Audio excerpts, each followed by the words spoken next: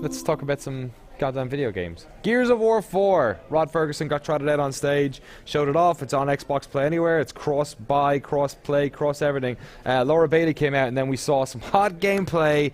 Once again, not during the daytime. This was maybe during the daytime, but the storm was so bad that it felt like it was the nighttime. Dave Jewett, do you think Gears of War 4's campaign has daytime? I hope so, because damn, that game series is bleak. Yes.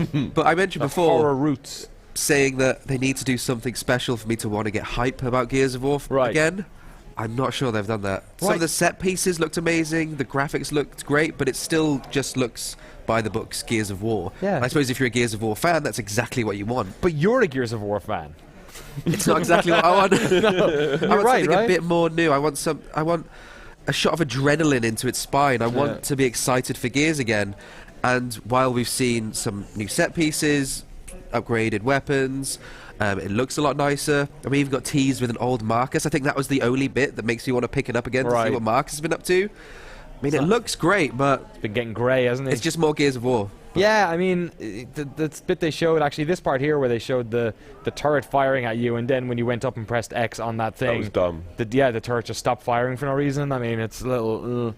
did they need to, like, breathe new life into this?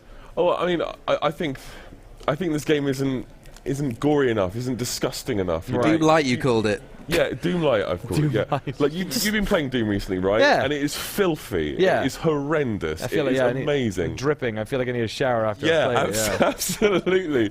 And this is like a Diet Coke version of that. Right. You know, it's not quite gruesome enough, I would say. Yeah, it's a bit more Microsoft than Epic Games, I think, is what you could say about Gears of War Yeah. recently. Although they do have the Ripper from Unreal Tournament in this game now, which is pretty cool.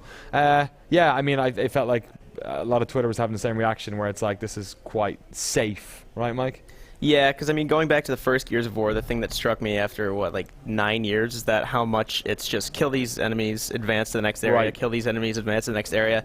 I think the more shooters we see, the more we kind of appreciate when they can contextualize the combat in a like engaging or meaningful way. And Yeah. the thing that like struck me with this was that like lightning storm part, but it wasn't even that. You were just dodging these things across this like one parking lot. Yeah, and it seemed like the person who was playing had played this before and knew where not to go as well a little bit. I needed something, like Dave said, to actually convince me they're still creative and they're not out of energy with the series, even though this is their first full original game from the Coalition. And they were obviously created specifically to make these games, so they know what they're doing, but is there still inspiration there? Yeah. I don't know. It doesn't look like it right now. It's weird. We'll have to wait and see. And a lot of dialogue in this, which, you know, in a post-Uncharted 4 world, it's great to have all that sort of stuff.